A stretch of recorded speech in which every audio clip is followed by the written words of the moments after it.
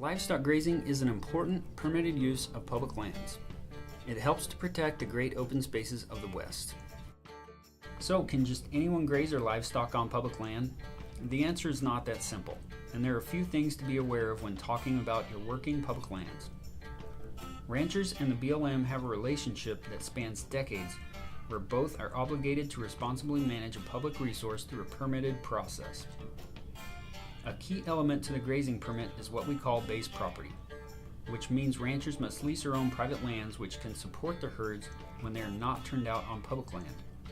Many of our ranchers have private ground that has been in their family for generations. The grazing permit outlines how many and what kind of livestock can graze and when, which is commonly referred to as seasons of use, whether it's spring, summer, fall, winter, or any combination. It also outlines what responsibilities the ranchers have in order to maintain their grazing permit. Grazing permits are renewed every 10 years. That's when BLM looks very closely at how many animals the landscape can support, along with other uses that occur on the range. The amount of grass a cow and a calf, a horse, or 5 sheep need for 1 month is referred to as an AUM, or an animal unit month. So now imagine an area of land, and we may be talking thousands of acres here, bordered by fences or naturally occurring barriers.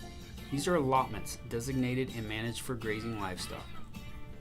When we take a closer look, we find that many allotments are further divided into pastures to allow ranchers the opportunity to more carefully manage livestock, preventing overgrazing in any one area or the flexibility to adapt to changing conditions like fire, drought years, and wet years. Livestock grazing on public lands helps maintain private ranches that, in turn, preserve the open spaces that have helped write the history of the West and will continue to shape this region's character in the years to come.